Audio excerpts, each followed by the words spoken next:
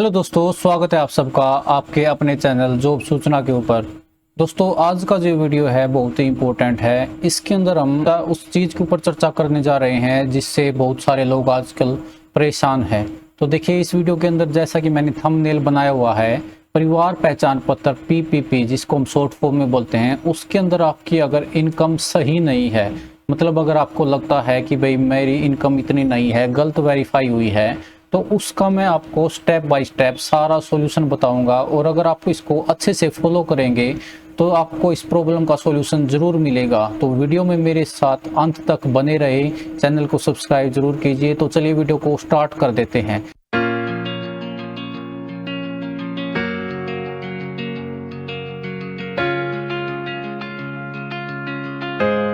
तो देखिए, इसके लिए मैं आपको एक पीडीएफ दूंगा, मैं आपको पीडीएफ प्रोवाइड जरूर करूंगा चैनल की ये जो वीडियो का डिस्क्रिप्शन है उसके अंदर आपको करना क्या है इस पीडीएफ का अंदर।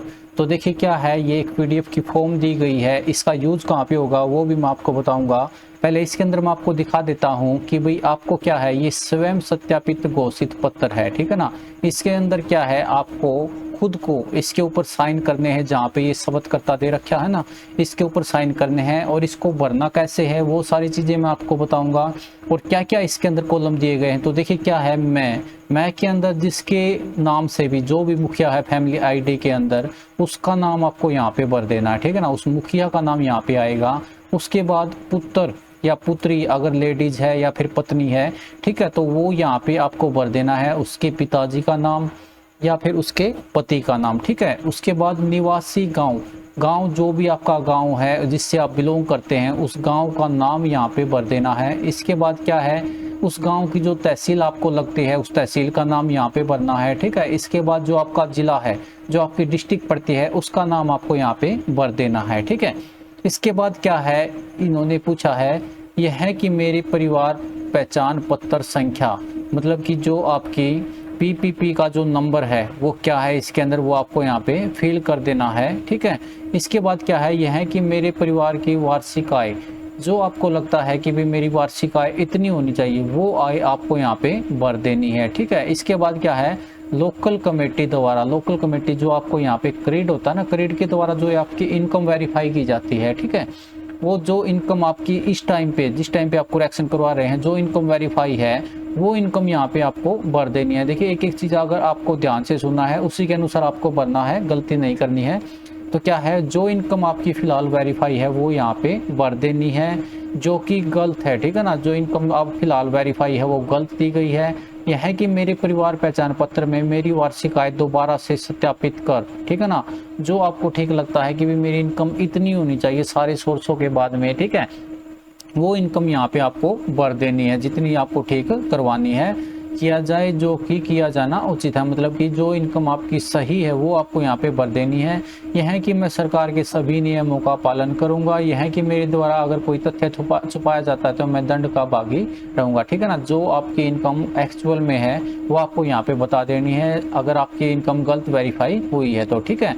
इसके बाद देखिए मैं आपको दिखा देता हूँ, इसके बाद जो ये शपथकर्ता दे रखा है वो आपको यहाँ पे साइन कर देने हैं, ठीक है, जो फैमिली आईडी का मुखिया है। इसके बाद क्या है, तस्दीक दी गई है, मेरे द्वारा दिया गया उपरोक्त शपथ पत्र सही है व दुरुस्त है, इसमें कोई भी तथ्य छुपाया नहीं गया है, ठीक है। अगर भविष्य में मेरे द्वारा दिए गए कागजात अथवा जानकारी गलत पाई जाती है तो उसकी पूर्ण जिम्मेवारी मेरी होगी, ठीक है। तथा आईपीसी की धारा 415, 420, 120 बी 82 के अंतर्गत कार्यवाही दंड का भागीदार रहूंगा, ठीक है। तो ये सारी चीजें करने के बाद में आपको ये दोनों जो है साइन कर देने हैं, और लास्ट में आपको क्या करना है वो चीज भी मैं आपको बता देता हूँ।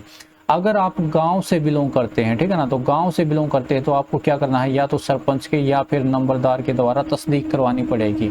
मतलब क्या हुआ कि भाई आपको यहाँ पे सरपंच या नंबरदार जो भी है उसके साइन भी होनी चाहिए, उसकी मोहर भी होनी चाहिए, और टिप्पणी के अंदर वो लिख सकता है कि भाई मैं इसको इतने सालों से जानता हूँ, इसकी इनकम इतनी है, ठीक है। और जब भी आप साइन करवाने जाओ तो आपने जो पहले भी इनकम का बनवाया हुआ है जिसके अंदर आपकी इनकम सही है, इनकम सर्टिफिकेट, वो आप साथ में लेके जरूर जाए ताकि नंबरदार या जो भी सरपंच है वो साइन आसानी से कर दे। ठीक है, तो इसके बाद ये जो फॉर्म है ये पूरा भरने के बाद में आपको क्या करना है, किसी भी CSC सेंटर के ऊपर जाना है। ठीक है, देखिए ध्यान से सुनिए, CSC सेंटर के ऊपर कहीं पे भी जाना है। उसके साथ में आपको एक तो जो इनकम का सर्टिफिकेट आपने पहले बनवाया हुआ है वो, प्लस में ये जो फॉर्म है इसके ऊपर नंबरदार, पटवारी, और अगर आप शहर से बिलोंग करते हैं तो आपको क्या करना है, यहाँ पे MC के, ठीक है ना, MC के साइन करवाने हैं और वही चीज़ सेम लिखवानी है। ठीक है, तो ये दोनों चीज़ ये आपको क्या करना है, CSC सेंटर के ऊपर लेके जानी है और वहाँ पे इनकम करेक्शन करवाने के लिए आप जहाँ पे भी देते हैं उसको क्या है, साथ में ये दोनों चीज़ें दे देनी है। ये दोनों चीज़ आपको साथ में